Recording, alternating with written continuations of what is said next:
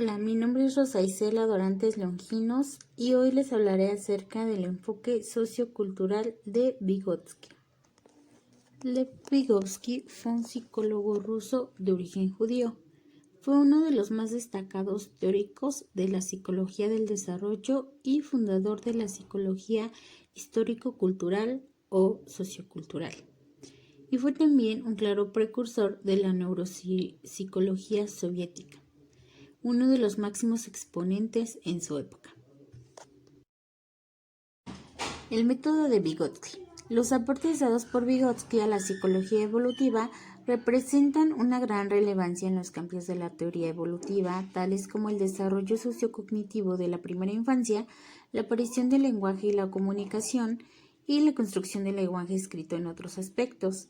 Esta perspectiva evolutiva es el método principal de su trabajo y señala que un comportamiento solo puede ser entendido si se estudian sus fases, es decir, su cambio y su historia. Este énfasis le da mucha importancia a estos procesos porque se considera que el argumento principal de este análisis genético son los procesos psicológicos del humano, que solamente pueden ser entendidos mediante la consideración de la forma y el momento de su intervención durante el desarrollo del individuo. A su vez, él analizó estos efectos y para ello dio lugar a variantes del análisis genético, teniendo como consecuencia el método genético comparativo y el método experimental evolutivo. En su método genético, Vygotsky desarrolló 4 ámbitos en los que aplicó esta teoría genética. El primero es el filogenético, que habla acerca del desarrollo de la especie humana. En esta se interesa por las razones que le permiten la aparición de las funciones psicológicas exclusivas del ser humano, que también son las funciones superiores. El segundo ámbito es el histórico sociocultural, que señala que este ámbito es el que engendra sistemas más complejos y arbitrarios que van a regular la conducta social de la persona. El tercer ámbito es el ontogenético, que es el que va a representar el punto de encuentro entre la evolución biológica y la evolución sociocultural del individuo. Y por último, el cuarto ámbito es el microgenético. En este se desarrollan los aspectos específicos del repertorio psicológico del sujeto, es decir, que es el que va a perseguir una manera de estudiar la forma en que se están llevando a cabo la construcción de estos procesos psicológicos. El pensamiento y el lenguaje. Entre los aportes más significativos de esta obra de Vygotsky la constituye la relación que se establece entre el pensamiento y el lenguaje. Vygotsky señala que el desarrollo ontogenético proviene de distintas raíces genéticas y que en el desarrollo del habla del niño se pueden establecer con certeza en una etapa preintelectual y en su desarrollo intelectual en una etapa prelingüística. Estas van a ir como 2 líneas que van pues en cierta forma paralelas porque siempre van a ir separadas y que no depende una de la otra, pero que en algún momento determinado estas líneas se van a encontrar. Entonces es aquí donde el pensamiento va a adquirir un tono verbal y un lenguaje racional. La interacción entre el aprendizaje y el desarrollo. Vygotsky señala que todo aprendizaje en la escuela siempre va a tener una historia de fondo, una historia previa, y que el niño siempre va a tener experiencias antes de entrar a una fase escolar. Por tanto, el aprendizaje y el desarrollo están relacionados desde los primeros años de vida del niño. Para ello refiere a 2 niveles evolutivos. El primer nivel se llama nivel evolutivo real, que es donde el desarrollo de las funciones mentales del niño supone aquellas actividades que el niño puede hacer por sí solo y que son indicativas de esas capacidades mentales que el niño ya va a traer. Por otro lado, existe la opción de que alguien le pueda ofrecer ayuda o le muestre cómo resolver un problema y lo solucione. Es decir, que si el niño no logra una solución independiente del problema, sino que es apoyado por ayuda de otros, va a constituir un nivel de desarrollo potencial, que es lo que los niños pueden hacer, pero con ayuda de otros.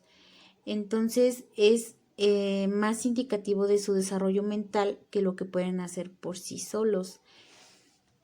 Vygotsky señala que se demostró que la capacidad de los niños de idéntico nivel de desarrollo mental para aprender bajo una guía de un maestro variaba mucho en gran medida dependiendo de este tipo de aprendizaje, porque siempre va a ser distinto a que si lo ayuda a alguien más grande.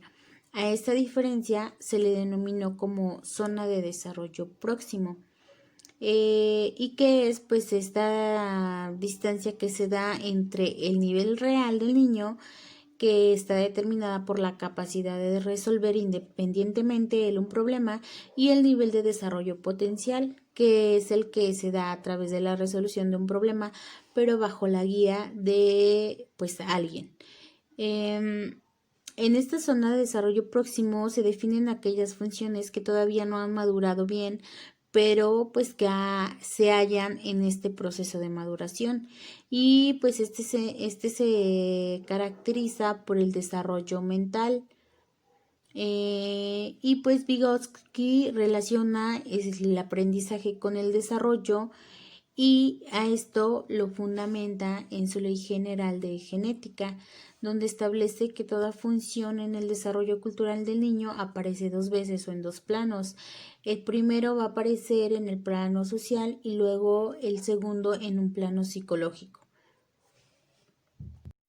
Y así es como de esta forma se considera que el aprendizaje se estimula y se activa en una variedad de procesos mentales que siempre van a tener que ver con la interacción que se hace con otras personas. Y como ya referí anteriormente, esta ley general de la genética nos habla acerca de dos momentos. El primero, que es el de nivel social de la persona, y el otro nivel psicológico. Vygotsky fundamenta así esta teoría en un aspecto social histórico, porque nos dice que el habla siempre va a ser parte de una cultura. Entonces, como cultura, nosotros siempre vamos a tener ya cosas establecidas. Por ejemplo, nuestro lenguaje, nuestras conductas, tradiciones, normas, leyes. Y en la parte psicológica, pues va a ser todas esas cosas o esos conocimientos o hábitos que ya traemos programados, por así decirlo. Y estos dos pues van como que mutuamente relacionados. Parte importante de que Vygotsky haya desarrollado esto con base a la sociología es precisamente porque, como ya lo mencioné, el lenguaje o la lengua siempre va a ser característico de una sociedad. Y él dice que, por ejemplo, en esta parte social, pues esta misma sociedad te va a ir dando las pautas para que tú puedas o no puedas hacer o decir algo. Entonces, pues también va a depender mucho de la sociedad en la que te encuentres, en cómo vas a hablar y cómo te vas a referir. A nivel psicológico, el niño, por ejemplo, en este caso, ya trae ciertas conductas, por así decirlo, programadas. Y, por ejemplo, en un ejemplo como más básico, para poder entender esto, si un niño de repente cuando es bebé le duele algo, él lo va a expresar mediante el llanto. Entonces, el llanto va a ser como ya algo psicológico que él va a traer pues de nacimiento, por biológica, por así decirlo. Pero pues va a llegar un momento en el que el niño cuando ya crezca va a ocupar el llanto pero para otras cosas. Es decir, que cuando el niño quiera hacer o llamar la atención de una persona, va a llorar o va a hacer berrinche, y no es porque le duele algo, es simplemente porque quiere llamar la atención de una persona, y es ahí donde ya entra el aspecto social, que utiliza estas habilidades básicas que ya trae programadas por nacimiento o por biológica, que están en su psique, pero las va a ir expresando para poder llegar a una interacción social pues, con la sociedad y con la cultura. Otro, por ejemplo, aquí mencionaba entonces que si, por ejemplo, otro niño que nunca ha hecho berrinche se da cuenta que en modo de hacer berrinche, puedes llegar bueno, a tener cosas, él lo va a aprender de esa misma forma. Por eso es que en la psicología en general se dice que cuando un niño es, no sé, gritón o malhumorado, es porque sus papás son así. ¿Por qué? Porque lo aprende de que está conviviendo con esas personas. Entonces, pues todo aprendizaje tiene que ver con la interacción de las personas. No solamente porque ya venga programado de forma genética, sino también porque al interactuar con otras personas vas adquiriendo ese aprendizaje, que puede ser bueno, puede ser malo. Por ejemplo, en el caso de los berrinches, como mencionaba, pues es algo malo, pero es algo que se aprende. Y, por ejemplo, Vygotsky también habla de que nosotros como personas o como individuos tenemos herramientas técnicas y herramientas psicológicas que podemos utilizar para llegar a un aprendizaje. Las herramientas técnicas, por ejemplo, pues son de las que nosotros nos basamos para poder conocer algo, y las herramientas psicológicas son las que ya traemos, como por ejemplo la memoria. Antes, y esto lo dice Vygotsky, es que por eso este enfoque es histórico cultural, porque conforme va pasando el tiempo, las formas de aprendizaje van siendo diferentes. Anteriormente, por ejemplo, era muy común que nosotros nos aprendiéramos los números de teléfono sin necesidad de tener una libreta o cosas así, los aprendíamos, y cuando alguien te preguntaba el número de teléfono de tu papá o de tu mamá, tú de inmediatamente lo decías, y actualmente ya no es así. Ya es rara la persona que te sepa de memoria el número, no sé, de algún familiar lejano o de un amigo. ¿Por qué? Porque ya tenemos esa herramienta técnica que es el celular y que ahí lo almacenamos. Antes, por ejemplo, una herramienta técnica podría ser las agendas, o cuando recurríamos al libro donde estaban todos los números de teléfono anotados y ahí buscabas a la persona. Esa era una herramienta técnica que pues nosotros utilizábamos para poder conseguir algo, pero pues como lo menciona Vygotsky, estas a través del tiempo se van modificando. Ahora pues ya no es común que nosotros nos grabemos de memoria un número de teléfono, y sin embargo pues lo llevamos a cabo mediante el celular para poder buscarlo. Y es aquí, por ejemplo, donde entra también la parte del mayor conocedor, que sería cuando tú como persona no sabes hacer algo, pero quieres aprender a hacer algo y tienes a alguien que sí lo sabe hacer. Entonces, como maestros, por ejemplo, nosotros podemos ser el mayor conocedor de un niño. ¿Por qué? Porque somos las personas que vamos a aportar ese conocimiento para que él pueda desarrollarse. En el caso de nosotros, que vamos a ser docentes en español, pues vamos a ser ese mayor conocedor que le vamos a permitir a nuestro alumno que se desarrolle o que se desenvuelva en el ámbito de la comunicación y del lenguaje. Es decir, que pues ya aplicado más a un aula de clase, todos los conocimientos que el niño traiga, por ejemplo, si hablamos desde preescolar, el niño ya viene con algunas palabras programadas, ya sabe decir mamá, ya sabe decir papá, pero nosotros como mayor conocedor somos los que le vamos a ayudar al niño a que amplíe ese vocabulario. Igualmente, pues el niño, no sé, tal vez ya va a conocer las tijeras, pero nosotros como mayor conocedor somos los que le vamos a explicar cómo cortar con esas tijeras o cómo agarrar esas tijeras de forma correcta.